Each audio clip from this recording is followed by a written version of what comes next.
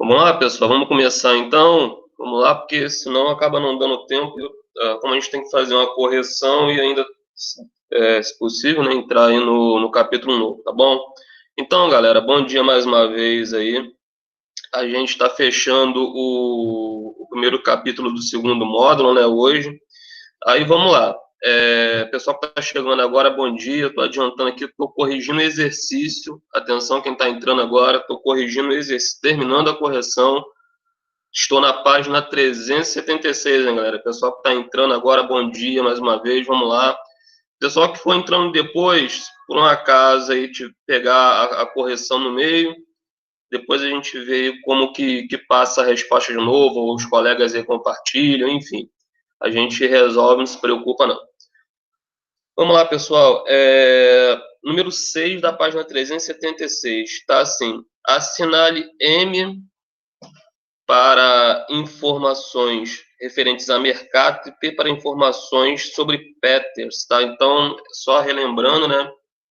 Mercator e Peters são dois tipos aí de projeções. A gente viu na semana passada que as projeções são utilizadas, né, para representar o nosso planeta, a superfície do nosso planeta de formas diferenciadas, ou seja, elas mostram a superfície do nosso planeta, claro que com algumas imperfeições, algumas distorções, mas são maneiras que os cartógrafos desenvolveram aí ao longo dos séculos para representar a superfície do nosso planeta. E aqui nós temos algumas informações e ele pede simplesmente para que vocês coloquem aí quais são as informações referentes a Peters e quais são as informações referentes a mercado. Então, galera, para adiantar, eu já vou colocar aqui a sequência correta para vocês aí. A sequência correta seria, no primeiro quadrinho, a informação corresponde a Mercator, então vocês deveriam colocar M. A segunda é referente à projeção de Peters, então vocês deveriam colocar P. A terceira também é referente à projeção de Peters, então vocês também deveriam colocar P. E a última é referente à projeção de Mercator, então vocês deveriam colocar M. Tá? Então a sequência correta aqui ficaria M, P, P e M. Beleza, galera? Então, no número 6, a sequência correta seria essa. Então, repetindo, sequência, as letrinhas são M, P, P e M. Beleza, galera? Nessa daí, tranquilo? Conseguiram acompanhar? Posso seguir para 7? Então, vou lá, vou para 7. Se ninguém falou nada, vou para a questão 7. Vamos lá, então. Compare a projeção de Mercator com a de Peters. Escreva abaixo as principais diferenças que existem entre elas. Isso aí não tem uma resposta única no número 7. Tá? Tem uma resposta que vocês montariam da forma que vocês achassem melhor, porém, é óbvio, evidente que na resposta vocês deveriam colocar as informações. Assim, existe uma forma simples de você diferenciar a projeção de Peters da projeção de mercado. A de mercado, vamos colocar assim, vocês podiam escrever: a projeção de mercado é a mais utilizada até hoje e coloca o continente europeu no centro do mapa. Essa aí seria uma forma de caracterizar a projeção de mercado. E a de Peters? A de Peters, vocês podiam colocar o seguinte: a projeção de Peters não é muito utilizada, não é tão utilizada quanto a de mercado. Coloca a Europa também no centro do mapa, porém, alguns continentes como América e África, no caso, América, uma parte da América, no caso, a América do Sul e a África, aparecem mais alongados. Seriam formas aí de vocês diferenciarem tanto a projeção de mercado, quer dizer, diferenciar a projeção de mercado da projeção de Peters. Alguém quer falar o que colocou nessa número 7? Está muito diferente do que eu falei aqui. Se alguém quiser falar, fique à vontade. Alguém? Pessoal, rapidinho, tá onde? Bom dia, meu filho. Eu Bom estou dia. na página 377. Valeu. 7 da 376, tá bom? Tá bom. E aí, galera, alguém nessa número 7? Alguém quer que eu fale a resposta porque não conseguiu fazer, quer anotar? Podem falar. Alguém? Eu, professor. Então vamos lá, vou falar então essa resposta para quem quiser, ficou na dúvida aí, anota então. Vou falar bem devagar, galera aí que quiser pode anotar. Vou falar então, hein? Coloca assim, primeiro, projeção de Mercator. Projeção de Mercator. Aí escreve ao lado. A Europa se localiza. A Europa se localiza no centro do mapa. A Europa se localiza no centro do mapa.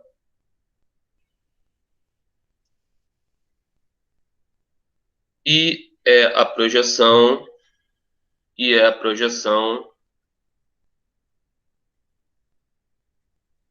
mais utilizada até hoje. E é a projeção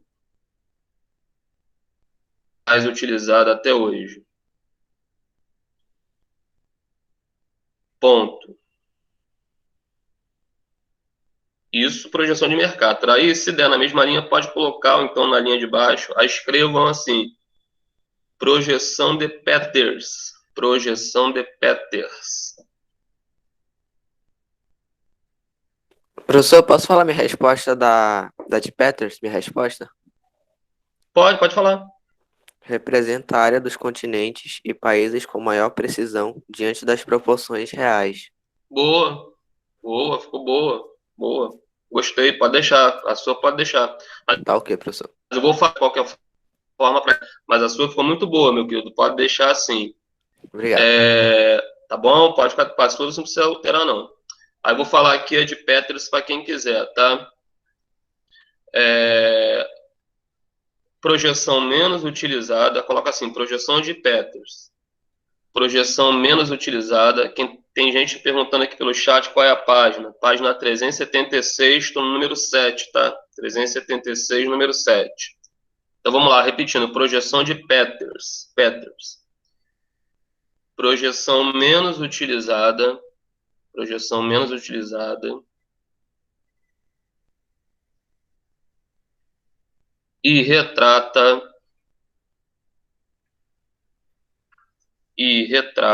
algumas áreas. Projeção menos utilizada. E que retrata algumas áreas como África e América do Sul com mais precisão. Ponto final. Então, repetindo. Projeção menos utilizada e que retrata algumas áreas como América do Sul e África com mais precisão. Ponto final. Beleza, galera? Tranquilo? Tranquilo. Obrigado. Conseguiu? Deu, Adam? Tranquilo? Sim. Beleza. Então vamos lá. Vamos seguir agora.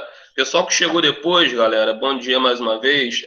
Se perdeu alguma coisa da correção, depois eu coloco lá disponível na plataforma também, tá para vocês. Aí fiquem tranquilos. Ou então,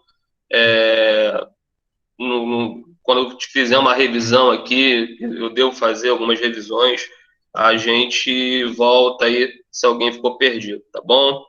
Mas vamos lá. Página 377, rapidinho aí para a gente poder entrar no assunto novo. Página 377 era um exercício tranquilo, era para que vocês completassem as lacunas, né? Em cada um desses espaços aí, tá bom? Então, eu vou, para adiantar aqui, eu vou falando as palavras, e aí vocês confiram se vocês fizeram aí, se está tudo certinho. Vou falar devagar para que, de repente, alguém tenha colocado errado, consertar, e, de repente, alguém que não tenha feito também completar, tá bom? Então, ó, lá no primeiro quadradinho, página 377, hein, galera? o primeiro espaço lá, vocês coloquem a palavra cultura, tá? Palavra cultura. No segundo espaço, vocês coloquem a palavra nação. E no terceiro espaço, culturais. Então, repetindo aí no primeiro no primeiro retângulo, né? Nós temos lá o retângulo vermelho. A primeira palavra é cultura, a segunda, nação, e a terceira, culturais. Todo mundo conseguiu acompanhar? Sim, sim. Beleza, vou para o segundo retângulozinho, que é o menorzinho, azul, que só tem um espaço aí. A palavra nesse espaço seria identidade, tá? Então, nesse azulzinho aí, seria identidade. Então, galera, completa aí a palavra identidade. Vou para o de baixo, tá? O de baixo também, o verde, só tem um espaçozinho. Nesse espaço, vocês coloquem a palavra território, tá bom? Então, no verde, só tem um espaçozinho, vocês coloquem a palavra território. Beleza, pessoal? Tranquilo? Beleza. Vamos lá, então. Embaixo desse verde, no primeiro, nem sei se aqui é um retângulo, né? Mas enfim, no primeiro balãozinho aí, do lado esquerdo, no primeiro espaço vocês coloquem governo.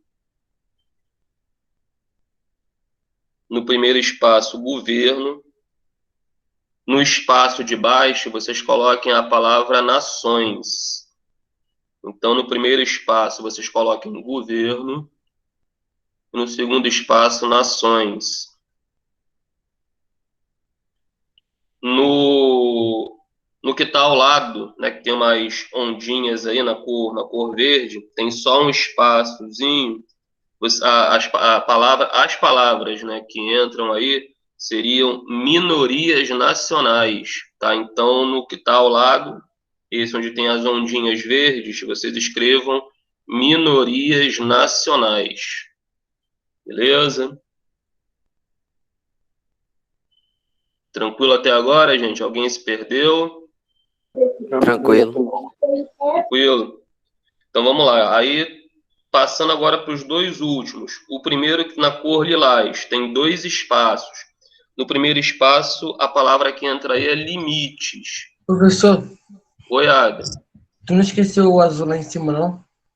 Não, já falei, o azul é Ah, tá. identidade, Valeu. tá bom? Voltando aqui, galera, pro lilás. Então, a primeira palavra é limites e a segunda palavra, fronteiras. Tá? Então, a primeira palavra, limites, e a segunda palavra, fronteiras. Beleza?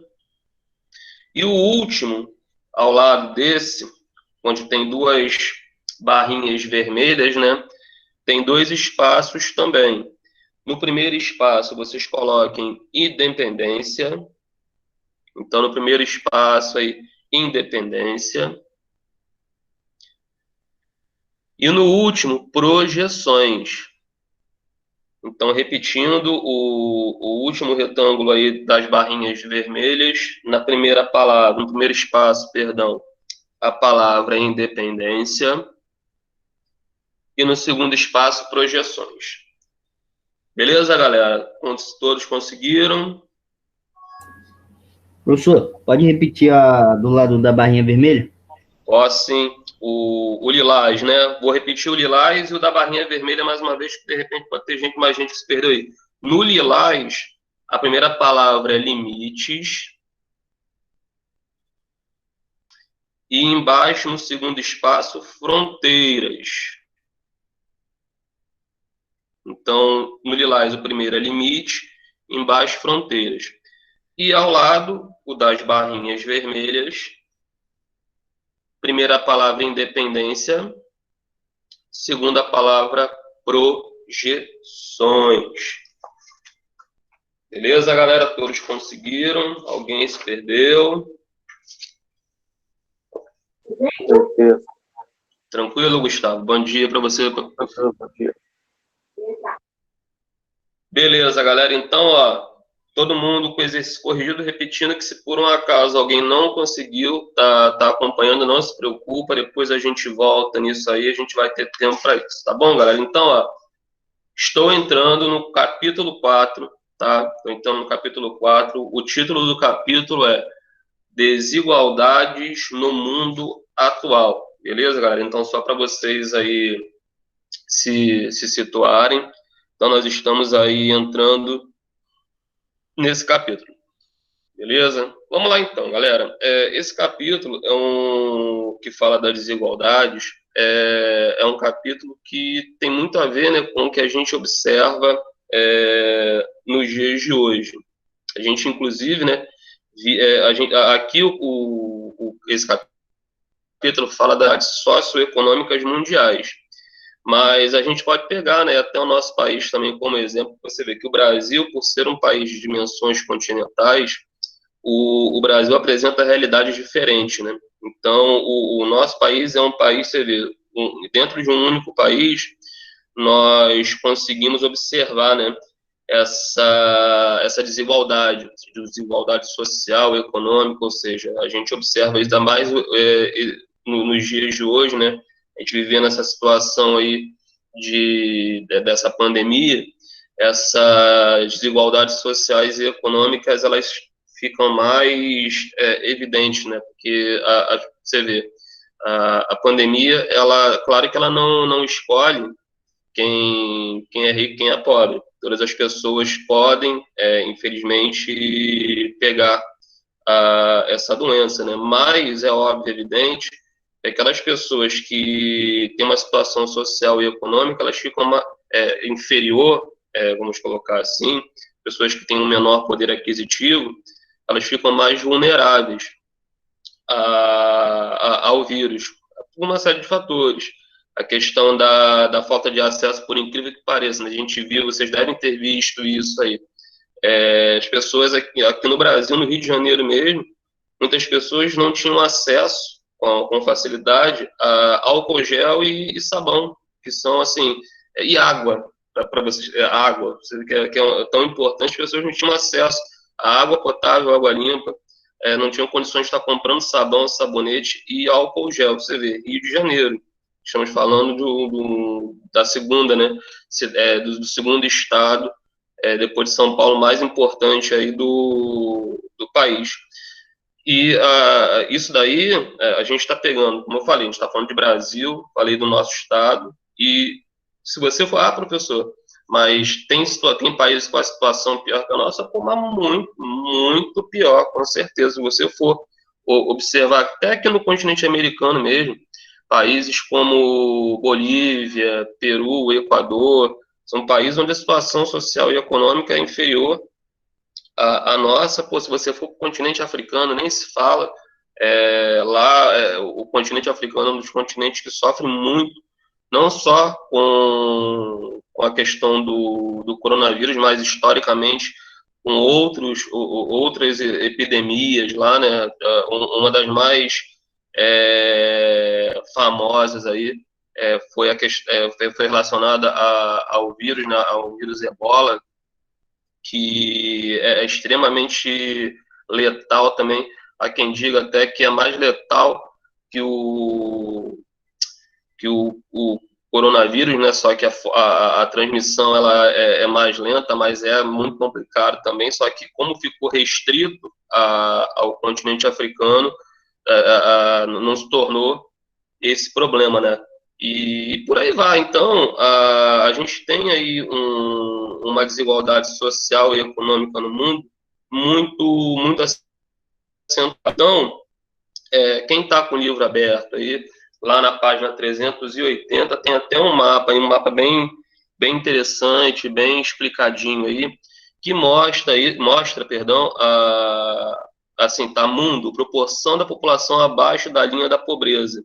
Aí vocês têm um gráfico ao lado desse mapa, de acordo com as cores, vocês observam aí os continentes onde essa situação é mais complicada. Aí você pega África, você pega a América Latina, né, tirando a América do Norte, no caso Estados Unidos e Canadá.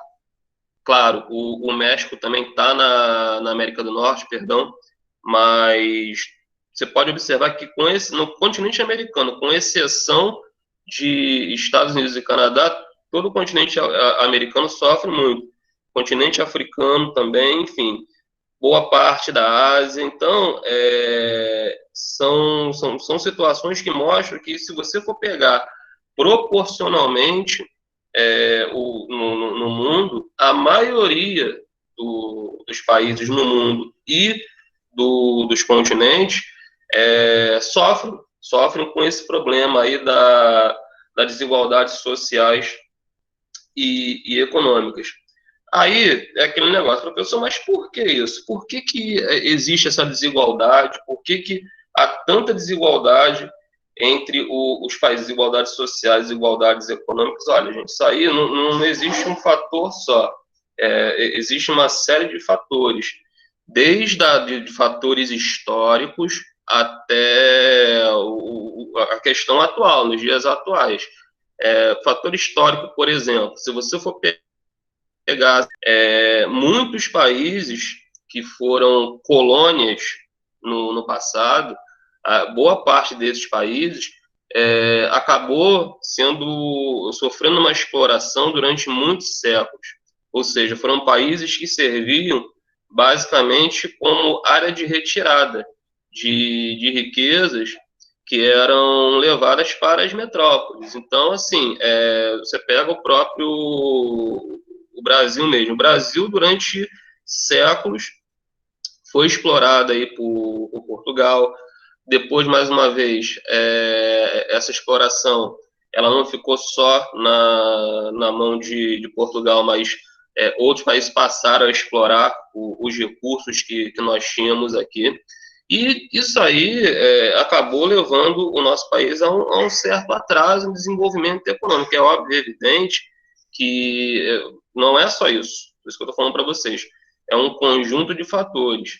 As administrações também desses países acabam pecando para que esse problema se agrave. Então, isso daí que aconteceu aqui no Brasil, aconteceu em outros países, no continente americano, continente africano também. Muitos países foram colônias, principalmente dos países europeus, e isso aí também contribuiu para um certo atraso em seus desenvolvimentos. Então, isso aí são fatores históricos. Temos também os fatores econômicos. Por exemplo, tem países que acabam priorizando determinados setores econômicos e outros não. Ou seja, tem países que apostam muito no determinado setor econômico e deixam outros de lado. No caso, boa parte tem países que priorizam a atividade agrícola. Você vê, o Brasil, estou usando o exemplo do nosso país mais uma vez. O Brasil, durante até a primeira metade do século XX, o Brasil era um país onde a economia girava quase que 100% em torno da agricultura. O Brasil, ele era um país, era não, porque ainda né? Mas o forte do Brasil, ou quase que única atividade econômica, era a agricultura de exportação. Nós tivemos ciclos, que você já deve ter estudado em História e Geografia também, ciclo da cana-de-açúcar, ciclo do café, ciclo da borracha, o último grande ciclo, inclusive, né, econômico do nosso país foi o ciclo do café, que acabou devido a uma crise econômica mundial, que se bobeasse, de repente, nem acabaria. E só depois disso, só depois do fim do ciclo do café, é que os governos que vieram após esse ciclo começaram a pensar no investimento na atividade industrial, que é uma atividade que gera muito recurso, gera muita riqueza para os países. Aí, para vocês terem uma ideia, quando o Brasil começou a pensar em investir mais na atividade industrial, Países na Europa, como Inglaterra, França, Alemanha, aqui no continente americano, Estados Unidos, já estavam há décadas à nossa frente, já muito mais avançados nesse processo industrial. Então, enquanto o Brasil estava começando a engatinhar nesse processo, outros países já estavam correndo muito mais na frente. Então, isso aí também acabou contribuindo para um atraso no desenvolvimento econômico. E aí, gente, são situações que acabam gerando consequências em cadeia.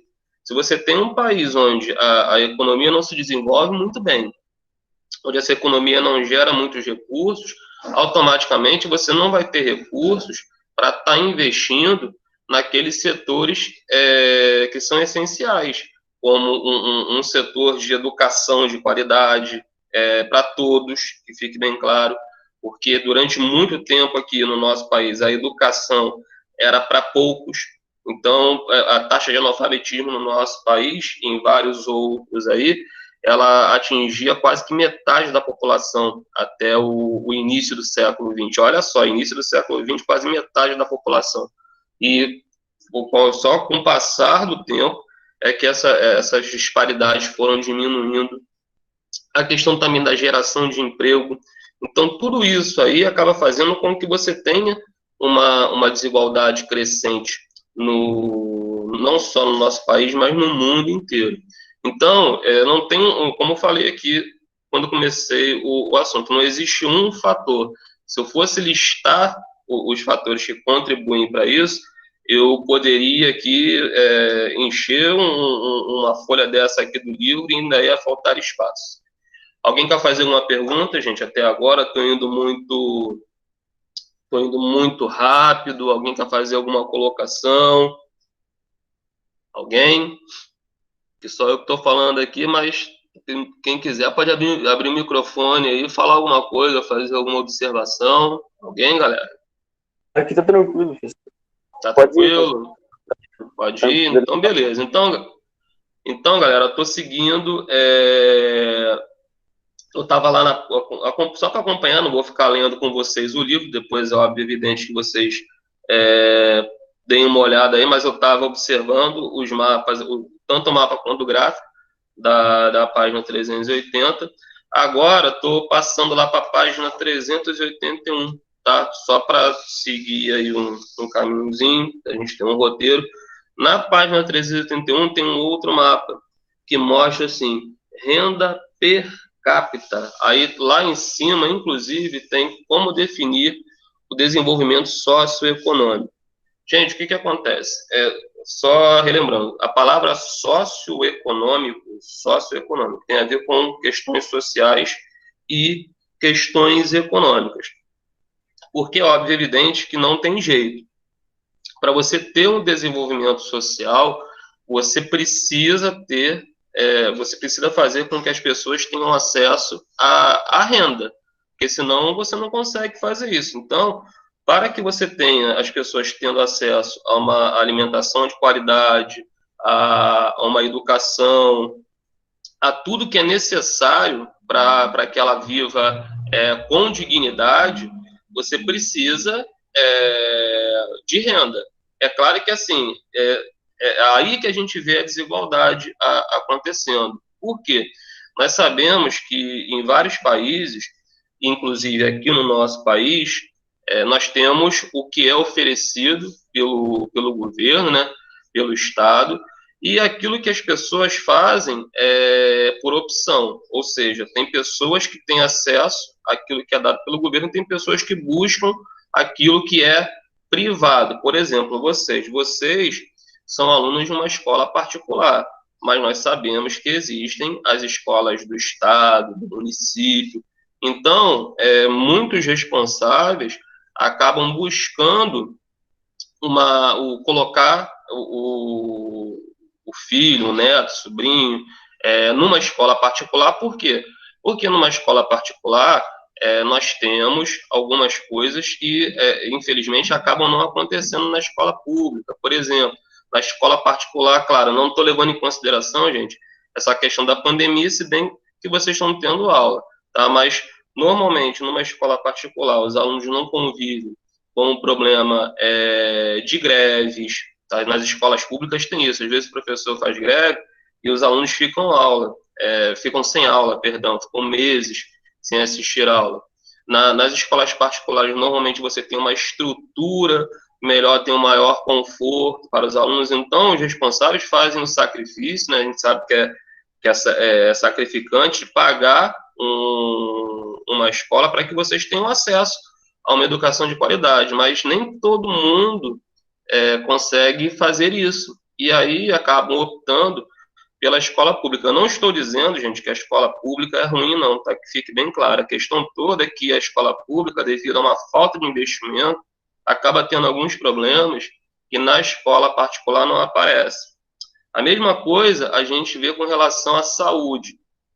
A gente sabe que aqui no nosso país a maioria da população depende do sistema público de saúde, sistema único, tal do SUS, que apresenta uma série de problemas. Alguns, não sei se de repente alguns de vocês já precisaram ou tiveram algum parente que precisou de atendimento em algum hospital público. É claro, existem exceções. Às vezes você chega em um determinado hospital, numa situação, você é muito bem tratado, você recebe um atendimento digno. Só que, infelizmente, a gente observa aí que não é isso que acontece sempre, é o contrário. Às vezes a pessoa está precisando de um hospital público, aí chega, é mandado para casa porque o médico não está lá, precisa de um medicamento, não tem. E aí, o que o cara faz? A pessoa que não quer passar por isso acaba pagando um plano de saúde, para que, quando precise, venha precisar de um atendimento médico, tenha um atendimento mais digno. Mas aí entra a questão da renda também. Nem todo mundo consegue pagar um plano de saúde. Às vezes o cara tem lá uma família grande, tem que pagar plano de saúde para 2, 3 filhos, para ele, para a esposa. Então, assim, é uma situação complicada. Então, a questão da renda é muito importante, porque se você tem um país onde a questão do emprego, a questão salarial é algo confortável, o que eu quero dizer com isso? Você pega países onde você tem a maioria da população ganhando salários onde ela possa viver dignamente. Um país que produz riqueza, ou seja, o que é fornecido pelo governo, normalmente nesses países que são ricos, funciona. Então, você acaba tendo um conjunto de fatores que faz com que esse país funcione melhor. Aí aqui, aonde eu estou, só voltando na página 381, tem alguns termos que são muito importantes nesse processo aí de entendimento das características e das diferenças econômicas entre os países. Um deles está até em destaque aí, a sigla PIB, PIB, que significa o quê? Produto Interno Bruto. O que é isso, professor? Isso aí é um cálculo que é feito com base em toda a riqueza produzido por um país em um determinado período. Normalmente, você analisa o PIB de um país no período de um ano. Você observa lá durante 12 meses o que esse país produziu de riqueza. Aí você vai lá e forma o PIB desse país, ou seja, você vê se esse país está produzindo riqueza ou não. E o que você tem também? Um outro índice muito importante, que é a renda per capita. O que seria a renda per capita? Seria a renda média, o salário médio da pessoa de um determinado país. Se bem que fique bem claro, isso é uma média, tá? Não corresponde à realidade. Porque o que vai acontecer? Você pega o PIB de um país e aí você divide por essa população. Muitas vezes você vai ter uma renda média com base no PIB muito superior ao que realmente acontece naquele país, tá? Então, mas é assim que é feito, o cálculo é feito dessa forma. Então, a renda per capita então, o quê? É o salário médio da população de um determinado país. Esse cálculo da renda per capita é feita com base no PIB, tá? No Produto Interno Bruto. Aqui no Brasil mesmo, por exemplo, se a gente for pegar a renda média, a renda per capita do brasileiro, o cálculo feito com base no PIB, dá uma renda média muito, mas muito superior ao que realmente acontece. Porque nós sabemos que tem pessoas que vivem no nosso país com uma renda até inferior. Vivem não, né? Sobrevivem. Uma renda inferior a um salário mínimo. Só que aí quando você vai pegar lá um Atlas do IBGE, aí você vê a renda per capita do brasileiro, ou seja, o salário médio do brasileiro, dá um valor muito maior. Por isso que eu estou falando.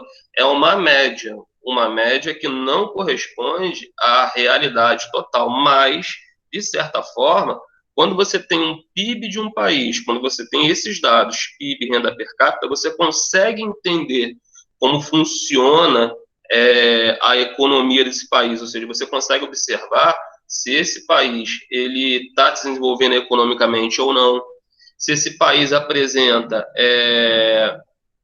diferenças sociais e econômicas significativas ou não, ou seja, são dois elementos importantíssimos para que você entenda as realidades socioeconômicas de um país. Beleza, galera? Alguém quer fazer alguma pergunta? Quem quer falar alguma coisa? Fiquem à vontade. Alguém, galera? Não, pode ir.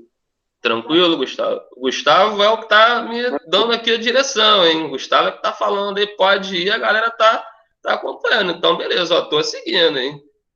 Lá vou eu, hein? Então, seguindo aí, lá para a página, tô passando aqui, página seguinte, página 382, tá?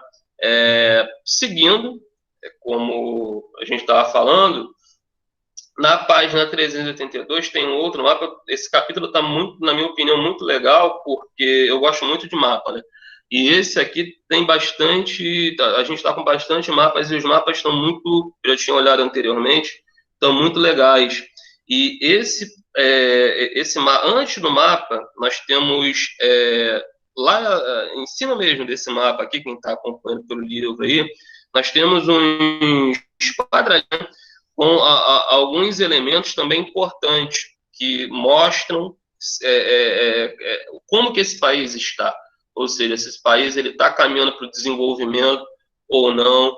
Então, por exemplo, expectativa de vida. Isso é importantíssimo. Hoje em dia, se você pega um país e você observa lá a expectativa de vida dessa população, se você tem um país onde a população ela está envelhecendo, a expectativa de vida, ou seja, ela está elevada, isso é um indicador de que esse país ele está avançando, pode não ser um avanço muito grande, mas ele está avançando do ponto de vista social e econômico, porque se a pessoa está vivendo mais naquele país, se a longevidade ela está aumentando, é porque a gente entende, essa pessoa está se alimentando melhor, essa pessoa está tendo acesso a uma saúde de qualidade, essa pessoa está tendo acesso a medicamentos, porque a expectativa de vida no mundo, na maioria dos países, até a primeira metade do século XX, era muito baixa. Aqui no Brasil, para vocês terem uma ideia, até 1950, a nossa expectativa de vida, em média, estava abaixo dos 60 anos. Então, assim, se o cara ultrapassasse, em 1950, se o cara ultrapassasse 60 anos aqui no Brasil, esse cara, ele estava superando as expectativas. E hoje, a gente tem uma expectativa de vida média que ultrapassa aí os 70 anos, tanto para homens quanto para mulheres. Isso significa o quê? Significa que, com todos os nossos problemas que nós temos aqui, a gente está tendo alguns avanços. A mesma coisa, a mortalidade infantil, a morte de crianças aí no Brasil também já foi um país onde a mortalidade infantil era muito elevada. E isso fez com que isso faz com que um país tenha problemas, porque se você tem uma mortalidade infantil muito grande, você acaba não tendo a renovação da população. Pode faltar mão de obra no futuro aí. E a mortalidade infantil também é um indicador. Então, hoje, aqui no Brasil, a mortalidade infantil ela caiu muito. Por quê? Por uma série de fatores. Essas campanhas de vacinação em massa, o acesso também maior a tratamentos, a medicamentos, fez com que isso melhorasse aqui no nosso país. E o analfabetismo também, né? O analfabetismo aqui no Brasil, pode acreditar, ainda é grande, tá? Nós temos aí mais de 1 milhão, bota mais de 1 milhão ou quase 2 milhões de analfabetos aqui em nosso país. É muita gente, ou seja, pessoas que não sabem ler nem escrever.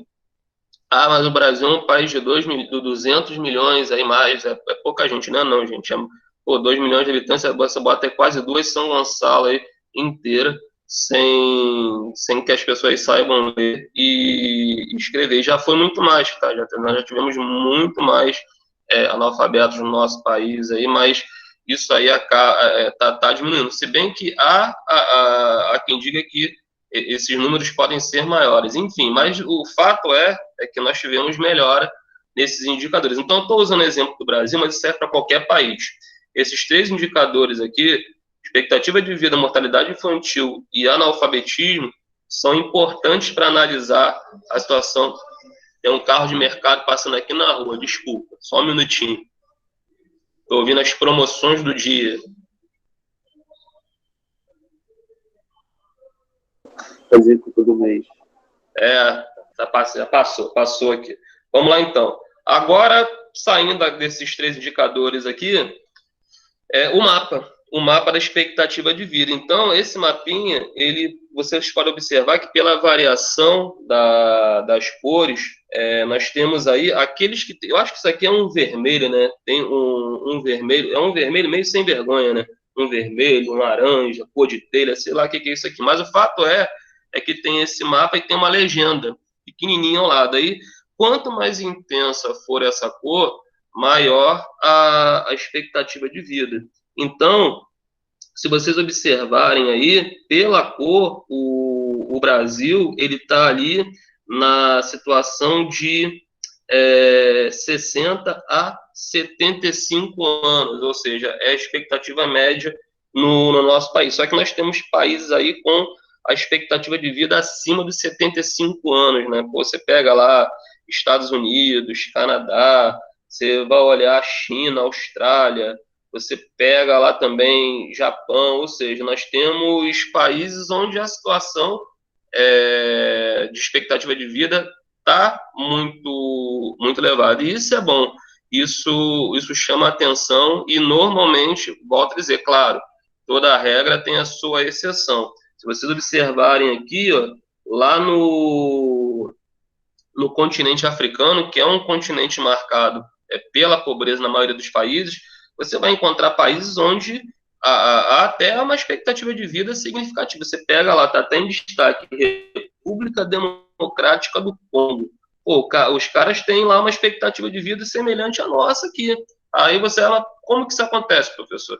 É porque, de repente, lá no continente africano, nesse país, no caso, lá no Congo, eles estão dando uma atenção maior ao setor da saúde. Então, como eu falei, as regras têm as suas exceções, mas normalmente, porque você pode ter um país que está investindo na parte da saúde, mas deixa alguns outros setores aí de lado. Mas se está investindo na saúde já é bom, porque um país que quer prosperar não tem jeito, galera.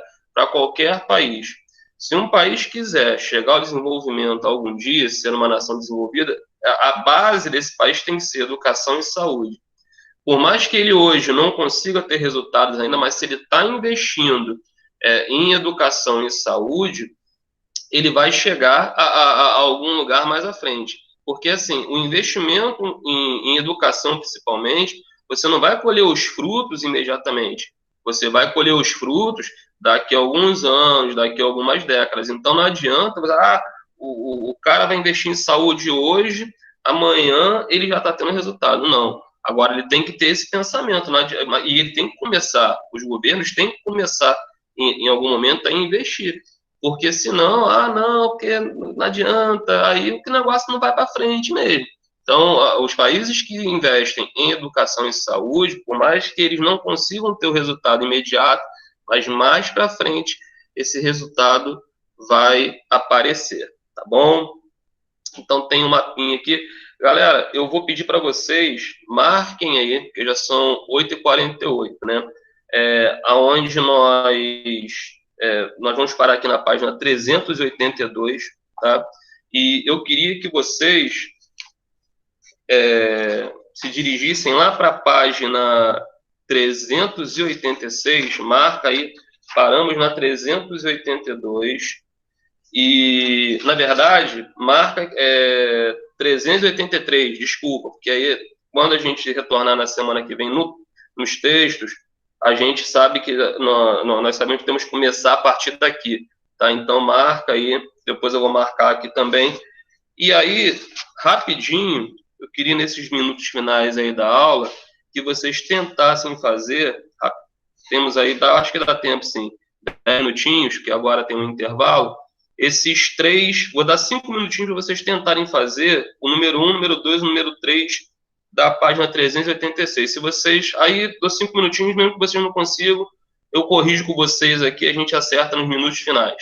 Tá? Então, galera que está aí, rapidinho, página 386, 1, 2 e 3, rapidinho. Tenta aí 5 minutinhos. Página 386.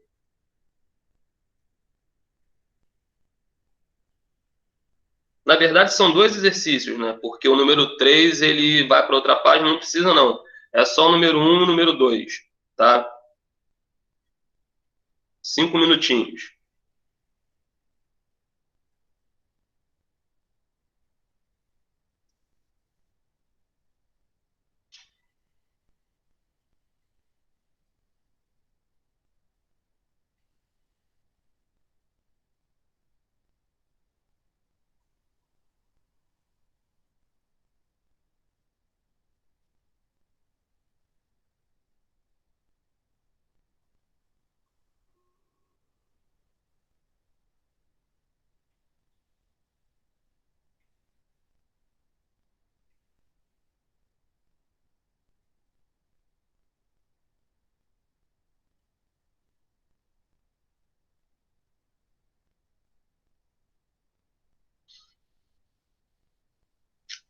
Esse número 1 aqui, gente, eu estava olhando aqui, ele fala de IDH, que é Índice de Desenvolvimento Humano. Eu não, acabei que na página que nós paramos, que nós vamos iniciar, a gente ia iniciar na próxima aula falando disso.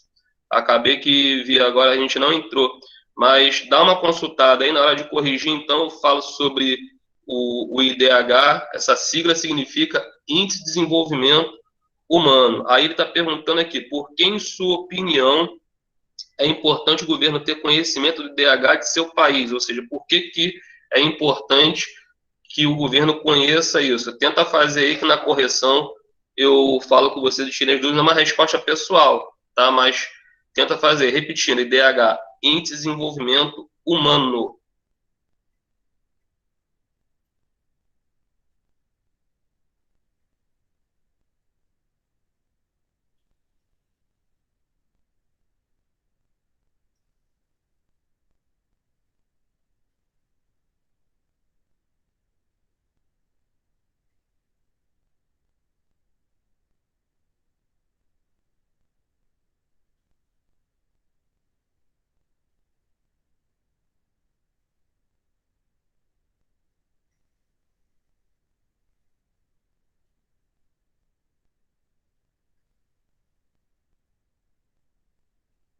Vamos lá, pessoal, faltam 3 minutinhos, hein?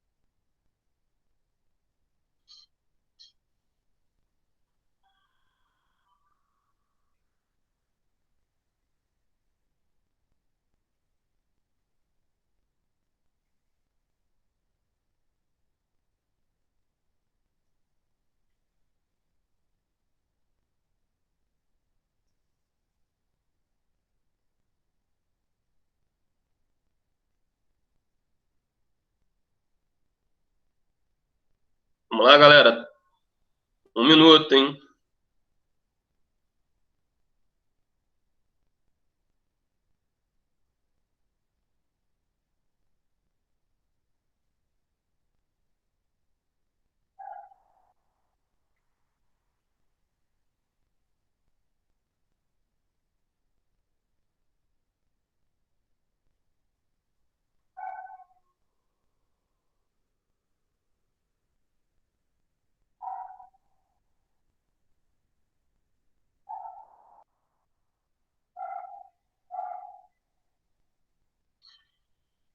Podemos, pessoal? Vamos lá então, porque senão acaba não dando tempo. Faltava 1 minutinho, mas eu sei que vocês de repente estão tentando terminar aí.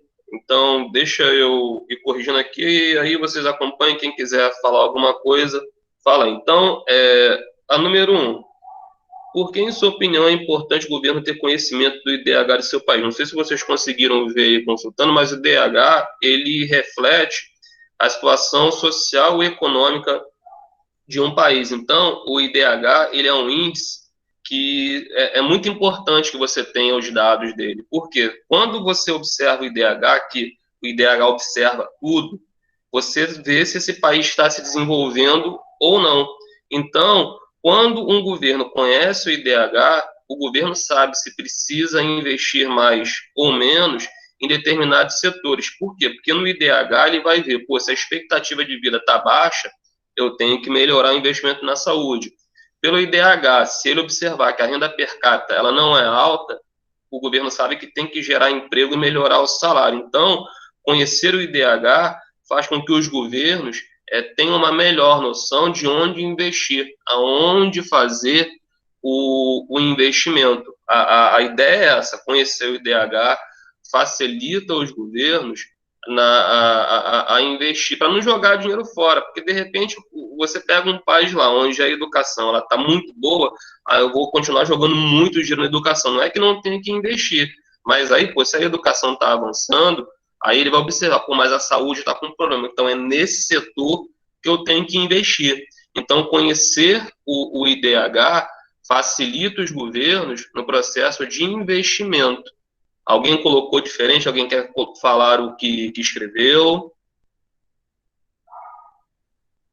Alguém, gente? Eu botei só isso, professor. Que Você colocou? auxilia no país saber o desenvolvimento. Boa, boa, mas que fique claro. Saber e, assim, saber aonde investir. Ou seja, quando você conhece o IDH, você tem ali um retrato do desenvolvimento social e econômico daquele país.